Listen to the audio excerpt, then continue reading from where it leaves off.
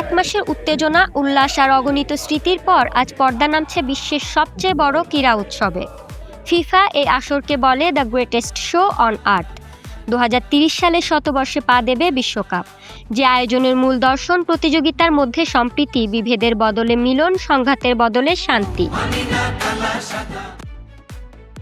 সেই মানবিক দর্শনের প্রতিধ্বনি শোনা যায় বাংলাদেশের নন্দিত গীতিকার মাহবুবুল খালিদের বিশ্বকাপ উপলক্ষে লেখা গান নান নান নান নাতে।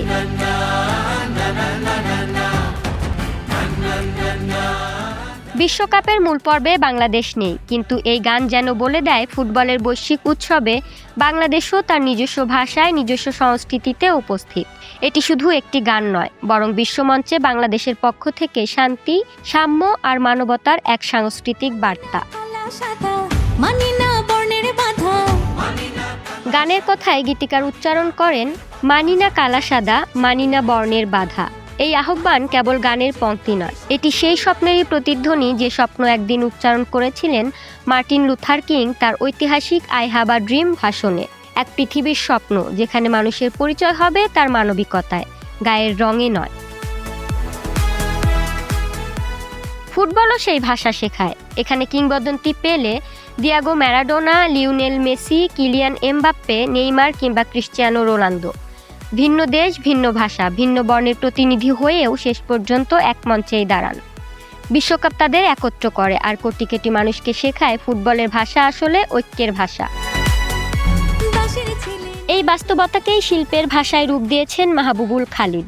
তার কথা ও সুরে, দিলশাদ নাহার কণার কণ্ঠে এবং রোমান রহমানের সঙ্গীতায়োজনে নান নান নান না ফুটবলকে দেখেছে কেবল একটি প্রতিযোগিতা হিসেবে নয়, বরং বিশ্ব মানবতার এক মিলন মেলা হিসেবে। গানের প্রতিটি পংক্তিতে উচ্চারিত হয়েছে সাম্য, সহাবস্থান আর বৈষম্যের বিরুদ্ধে প্রতিবাদ। দাসের ছেলে নাইকো দাস, সাদা কালোর একসাথে বাস। আর শেষ পর্যন্ত গানটি মনে করিয়ে দেয় সবার উপরে মানুষ সত্য।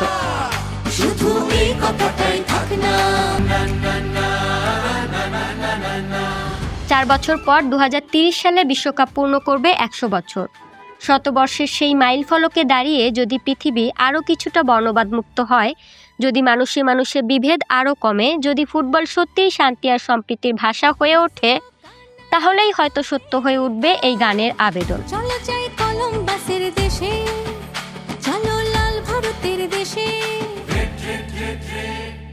কারণ শেষ পর্যন্ত ফুটবল শুধু ট্রফি জয়ের গল্প নয়, এটি মানুষকে একসঙ্গে দাঁড়ানোর শক্তি দেয়, ভিন্ন পরিচয়কে একই উল্লাসে মিলিয়ে দেয়। তাই বিশ্বকাপ শেষ হলেও থেকে যায় একটি চিরন্তন বার্তা, কালো সাদা নয়, জয় হোক মানুষের।